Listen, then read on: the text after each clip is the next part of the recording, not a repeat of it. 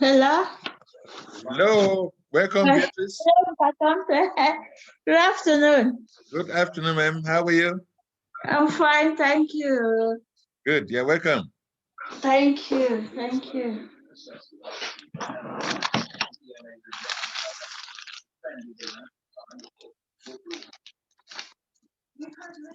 I just came in a few minutes ago. It's okay, it's okay. I know, Yeah. time to catch up with most of the time. Timing could be a little bit complicated, especially with a lot of commitments we have nowadays. I know. Yes. Apparently, it's not so long we started. Yeah. And I'm looking forward to at least getting some of our members on board so we discuss a bit how to tackle bereavement and trauma during victims of COVID-19 and any other bereavement that may occur in our community. It's a hard topic to deal with, but on the field we are encountering a lot of difficulties, and people have different ways of coping with the bereavement. Exactly. So what we're trying to do now is to liaise with professionals who can kind of give counseling, give counseling to specific cases depending on how their culture and so on. Because some people get carried away with this trauma thing, and they have different approach how to actually relieve them of relieve them of the trauma. So in most cases, it requires a specialist to actually handle that. But our role as field workers is actually to identify. Once we identify and able to do our own on the spot assessment, we're able to know exactly how to relate and how to give them support by recommending these professionals who would kind of be in touch with them to continue giving them some counseling to relieve them of the trauma. It is actually difficult because when the loss of a family member, especially those who are breadwinners of the family, and they are coping with the loss, and at the same time, there's that vacuum of imagine somebody who is the backbone of the family, then you miss or you lost him. Yes, and then that vacuum where they were able to, they were providing the necessities of the house, like breadwinners, is no more there. And then a grieving person or who is traumatized is forced to take that role now and become the breadwinner. It's difficult during the period, especially during lockdown. Where do you start from? So it becomes a double issue. Okay. Yeah, so that's why you see our field operation sometimes gets stressed up, because most of these families now need extra support. It is hoped that at least by the time we raise concerns to our funding body, something can be done about this, because these are our frequent, maybe twice a week support. Most of the families we are in touch now are not actually meeting up, because the social benefits they receive and left and right, plus disability allowance for their children, can't amount to anything. Just imagine this lockdown now. Our children at home, the eating rate has actually quadrupled. Times 5. They go to the fridge. Because they always circle around the house and to the kitchen. Circle after their homework or after doing this work, watching game, it's to the kitchen. But it's true, because the day I don't go to work, yes, I stay at home. That is how the consumption increases a lot. Snack. This one, my mouth is just going eating things. This one will come, I will take. Yes. So that is the situation. That is the situation we're coping with it on the field. And then another situation which is baffling too is, though the government has facilitated the issuing of temporary computers from schools. You remember the last time the concerns we raised about most of these families from social background, those whose parents are actually on social benefits. Yes. The children do not have access to the internet. Yeah. They can't afford a laptop, or so sometimes internet is not there, they cannot pay, or they have been disconnected. So during this lockdown, which will go on for up to March as a year, all school work now is being given online. Like my children at home, they receive communication. It's only online work now which are following up, so on. So most of these families now, we are now giving extra work apart from the food delivery, coming in to see that we use our mobile phones, internet, to apply to alert the school authorities to say, look, this family at least require a computer, and so on, make those calls and alert the school. I said this family needs a computer or needs a laptop, maybe to borrow it for their children's homework and so on. So these are some of the new train of the duties our volunteers are actually have to cope with now on the field. And just imagine, just imagine that a parent who's already been traumatized by the loss of a loved one and a breadwinner, and then seeing the other children now who are of school going age being kept at home, and they cannot follow up what is going on in the school. They are left in the blank. Yeah, exactly. That now automatically doubles the stress which they are already going through, plus hunger and poverty. It's a situation. However, these concerns are being raised. I've been in touch with Jess Philip of the Yardley constituency, who is the MP for the Labour. Yeah. I've written to her. I've raised these concerns. I've told her this is the situation, and hopefully she would do something about it. She can kind of welcome Mavis. Welcome. You're welcome on board.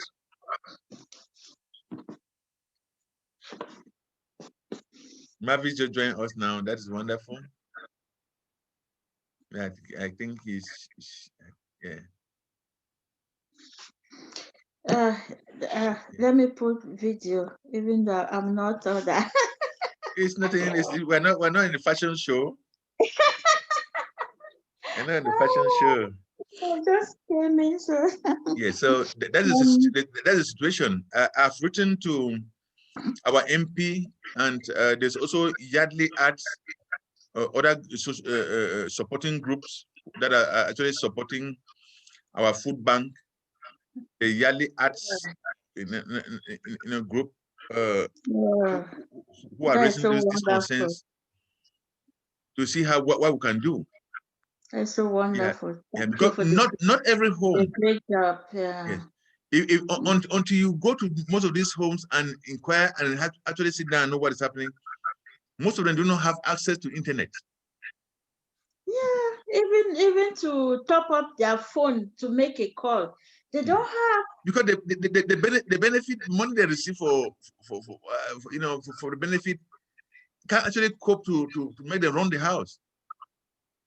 They have bill here, TV license, this food, this one, winter, the heater is running on 24, so, Yeah, there's no gas. they can't cope. And then there's this additional stress of children needing computers to do homework on top of the trauma they're already going through. So you see that we kind of facing a completely new situation, which I do hope that in due course we'll actually get them addressed. The government is doing something though through school, or to look at through school, because I remember they informed my kids, wrote us emails that we can apply this computer through the school authority, and we actually contacted the head teachers, applied for those computers, and my 8 years old in year 4 has been given a computer. Wow. Yeah. And then through the computer, they monitor what you do.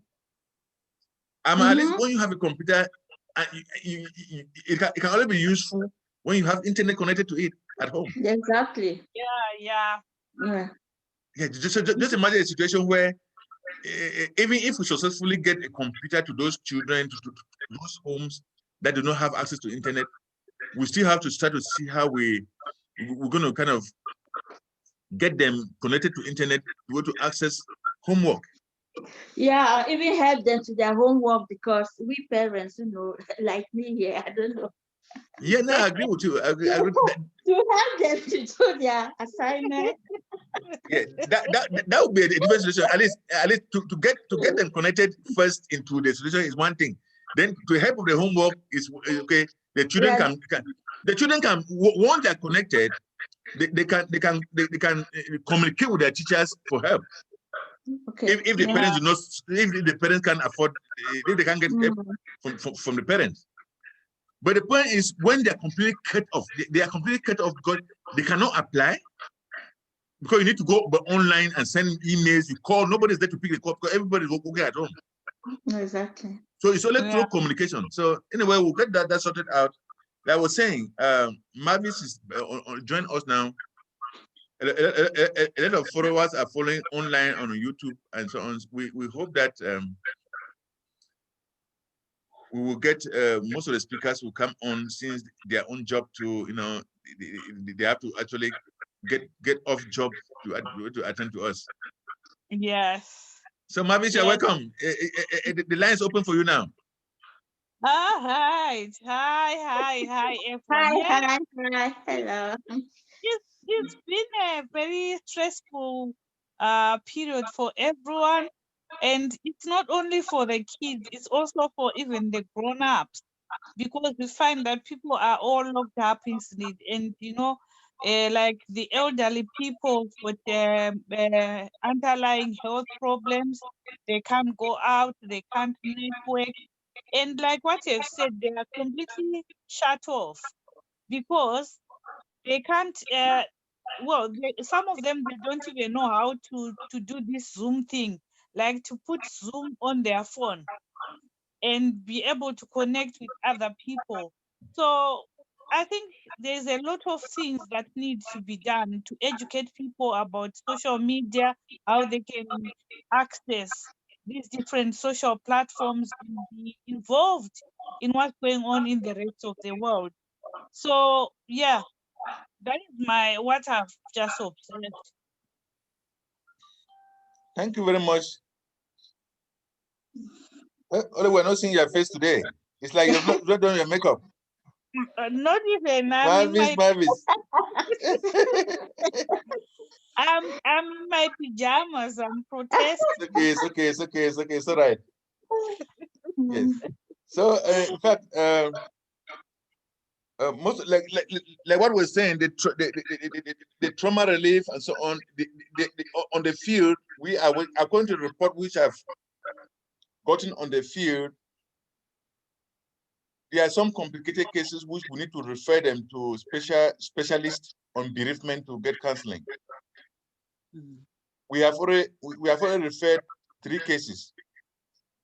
Okay. And specialists are actually handling it now in a different scale. So not only through telephone, they'll actually kind of get one-to-one session through video conference and go deep into some personal issues which has to do with bereavement and trauma, psychology, kind of, Yeah, but then these people who have found to help, are they culturally competent?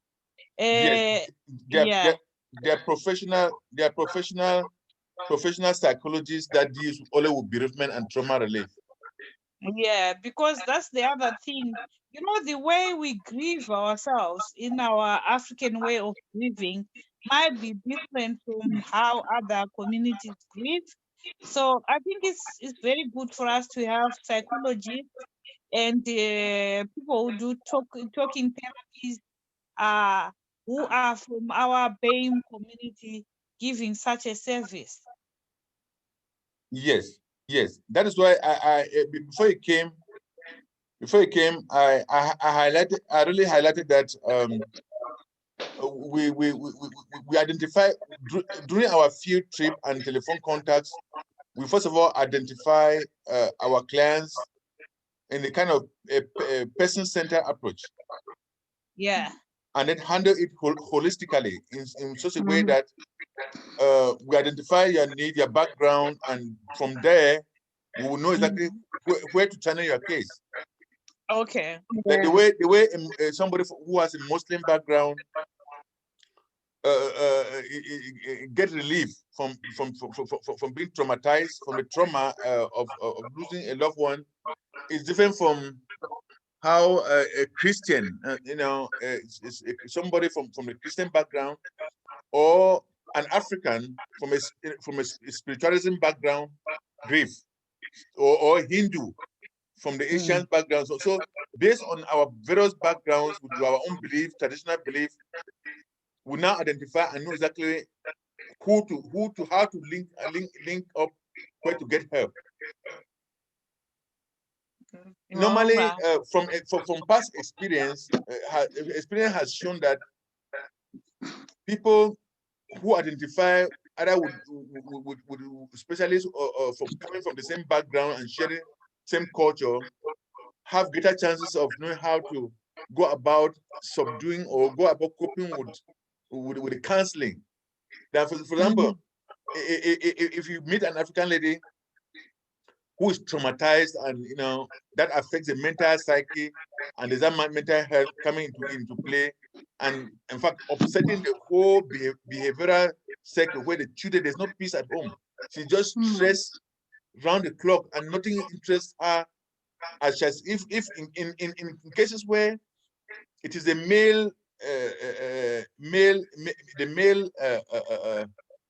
male spouse or the counterpart that pass on from COVID-19, and it's remaining at the female that needs to take that fatherly role or fatherly responsibility.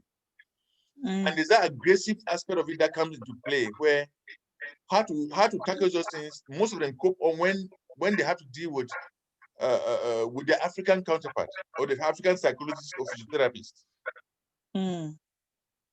Because first you identify culturally how we do it. For us back in Africa, once you are stressed up, somebody dies, go there, you cry out. As last time you say, you cry out and heal yourself left and right. From there, you pass through certain rituals at home, pass through certain rituals, and gradually you heal up. And so I just remember, in fact, 2-3 weeks ago, a situation happened. I was involved. In fact, in our family business, I had to relieve a support worker who was not on duty. She had fallen ill, and I went there on relief. And I worked there for 4 days. And there was a gentleman who was on, he was actually being under palliative care. He was awaiting. It was Johnny who was on the process of dying, Mm. and needed to be catered for. Mm. And during those last moments, which I spent with the man, giving him all the support, calling on all the district nurses, the GP, calling on the ambulance sometime to give this man the support, to give him pain relief, give him water, which he was not even drinking, food, medications, the whole that process, trying to see how you clean him. And, when he finally passed on, while I was on shift, for 2 days, I did not eat. Yeah, you were traumatized. Yeah, Yes. no. I did not eat, and I was asked if I needed to go to get counseling or get some support and so on. I said, well, I'll be fine. All I needed was to get a cool head and not talk and just be and reflect and so on. And my experience for these 3 days with him was like I've known him for decades. Exactly. Every time I spend with him, keep recycling into my psyche. And it was really too heavy for me. I could not sleep. I could not get, each time I turned to the kitchen, I turned left and right. I know. I imagine, yeah. I went to his room to take 1 or 2 things to adjust this. I was answering phone call from the GP, answering phone call from the district nurses, and they want this document from the co-op mortuary where they took him. For more than 3-4 days, I had to go through this and so on. And I just imagine that a family person, a loved one that you've shared decades with, if he passed on, if somebody who I just spent 4 days could take me weeks to come back to normal. I cannot even say because there's no passing day which I don't think about the man. I think the other problem, the other thing, Stephen, because we are under lockdown, people who are affected with COVID, you cannot mourn them the way we are used to mourning them. You are not even allowed to go to hospital to go and see them, because they are there, we are here. For families, it's very difficult, because in our culture, our African culture, we are used to going there in our numbers, like 50 people. We can go to actually visit one person who's ill and be standing there talking and that sort of thing. And if they pass on, we are used to going in our numbers to go and pay our condolences and that sort of thing, which is the thing that's not happening. People need closure. When something like that happens, they need closure. I've had friends who have had their family members pass on back home in Africa. You are not allowed to fly out to Africa. And then again, our government has said, once a person dies from COVID, you just take them straight from the mortuary and take them to be buried, which is not our custom. That's not what we do. In our custom, a person is supposed to lie in state or to be in the house for the night before they are taken there. So, bypassing some of our rituals and this sort of thing, and getting to grips with all this is very traumatic. People are going to have a lot of trauma well after COVID is gone because of these things. Our culture, we cannot practice some of the things like going and mourning as a group, that way, like the crying we're talking about. It's our way of releasing the tension, the emotions, and everything. That's how we heal, when we cry and we are in groups. But we are not able to do it now. You are right. Yeah, exactly. Right. Exactly. Because what I notice is the COVID and the new policies being put in place has changed the world forever. Yeah. We are faced with a situation where everything needs to be adjusted now. I know it's really difficult, and we're learning the implementation of so many things as alternative means. You know, it's not easy. It's not easy, and of course, the support we are getting from the government system and National Lottery and some other organizations who are supporting us to enable us to get to the field to most of these people. They require feedback as to what we encounter and what from our experience on the field. That would kind of enable them to adjust and see where support can actually be added. Yes. And I would say, if you ask me from my perspective, is we have to work with the local authorities, social workers, who are supporting the vulnerable people or the people on the field, especially those on benefits, to see how they can cope with this line of children out of school under poverty without being connected online. It's going to be a disaster, and if it is not addressed now, the repercussions in future will be more deadlier and dangerous than the COVID itself, because these children are missing out. Yes. Their parents are traumatized, meaning that love that coexisted before the bereavement or the loss of a loved one or somebody who was actually being the breadwinner in the family is no longer there. They're missing from school, and just imagine that school resumes in March. You bring these children back to class with those who've been following up homework through online. And where do they, I mean, there's that disparity. The disparity is just much. The gap is much. They won't catch up. Yeah. So Stephen.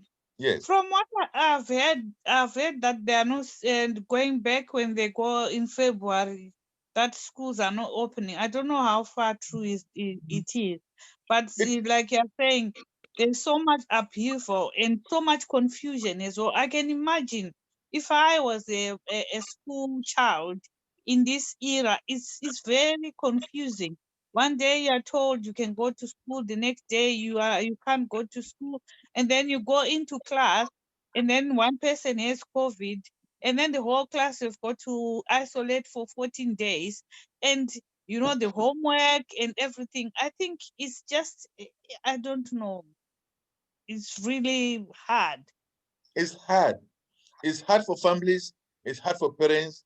It's just hard all around. Hard for government also. I know it's not easy for them to come out with policies, no matter how crazy it sounds. But believe me, it's not easy to follow up. Right now, we do not know. I'm following up with updates from the government website to know exactly changes, how it's going to be implemented, and so on. And as to whether it is ending this February or it's going to be extended to March, I'm still to get that information. I cannot confirm it. Like I say, our field experience when it comes to trauma relief for COVID-19 bereavement families, and of course our normal beneficiaries, which we are being assigned to cater for them in the community, we are discovering this new trend, and of course the demand for our services has increased. You know, it takes quite a while for government to adopt a system where they'll increase social benefits for people who are not working. They have to go through universal credit, go through the other one, income support or job seeker or whatever. It's been fast forwarded anyway. It's been speedily fast forwarded so that they get money into. I just wish that how I wish the American system where they say, let's give every family $2,000 come to UK so that these families are able to get money. However, like I was saying, most of our clients that we've identified as undergoing serious trauma and depression are being referred to specialists who are actually getting healed gradually along the line, because we make phone calls to follow up to know if everything is going on well, and of course they are responding actually well, except that they complain about this children case. The worst case now is the children who are the disabled children who need a lot of support. Yeah. At first, they used to be moved into school where they learn things more or less. They had that physical contact with their teacher and schoolmate and play, and then they move. But now at home, for them to follow up audiovisual schooling with their teacher is from my experience. I've been there. I was in one service that where she raised a complaint. They're not stable, to want to stabilize them to watch a computer and see and get what is going on there. It's not their thing. It's another new thing which they need to learn again, how to get them to be used to the screen to see exactly what is going on. They don't like it, and they don't like it. You cannot explain to them that, look, school is locked. The government has locked down the place, and you cannot go to school. They get agitated, and they are angry. They are angry that they're not being taken to school as usual. Because they know their routine. Yeah. How can you explain to them that there's COVID-19? Yeah. And there's lockdown, or they don't want to do this? And then again, in the schools, how can you enforce the social distancing? And you cannot. You cannot. You can't, because already, they don't even understand the danger that is involved with COVID-19. Yes. So how do you get them to socially distance if they do go to school? Yes. So it is becoming.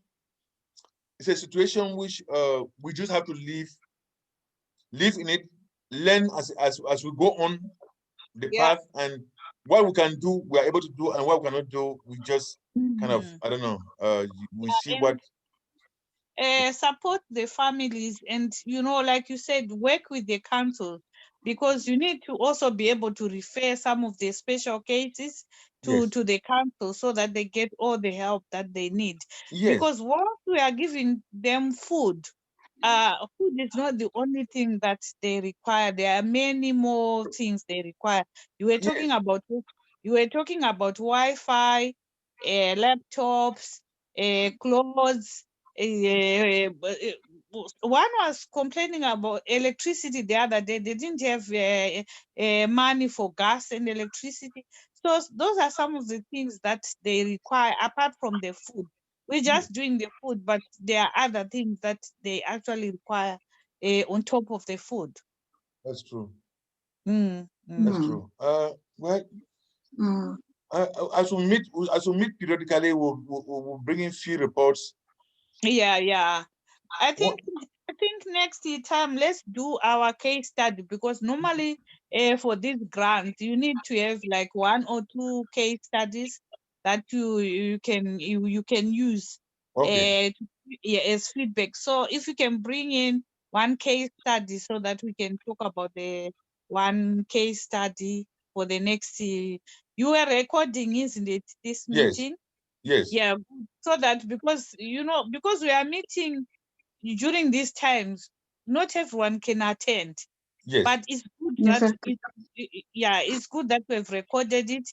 You can actually circulate it and give it to the other officials. That's like what our volunteers, and so that they can get what we're talking about today. Yes. Yeah. And then for next month, please let me know the date when we can meet so that we do a flyer for that. That's true. I'll discuss with my partner, so that according to her schedule, we'll kind of get to you as early as possible, so that we do everything and make the publication. And thank you very much how will be, you're able to put things together. You are really a godsend to this project. As my project manager, I do appreciate very much. I wouldn't take most of your time today, more than what I took last time. And yeah. Beatrice, thank you very much, Beatrice, also. And Thank you very much. I think Mr. the meeting was, we'll touch all the points, and we look forward at scheduling it next time again, so that we'll get a case study, which will bring Yeah. somebody on board again to give us some materials for Yeah. case study. It would be nice if we also have a speaker talking about bereavement and their experiences. Like you can get a professional, or you can have a person with lived experiences to come and address us on the platform. Yes. One was to be on today, but unfortunately, she had a breakdown with the car and she couldn't catch on because she has been waiting for Iraq to come and tow the car and so on. So that's why she missed me. She missed the session. Oh, that's fine. Yeah. But, So by next time we're going to get her on board at least one or two. Yeah, that would be nice. Yes. All right. Thank you very much. Thank you. Bye-bye. Bye. Thanks Bye. for the opportunity. Okay, bye. Thanks. Bye-bye. Bye. Bye. Bye.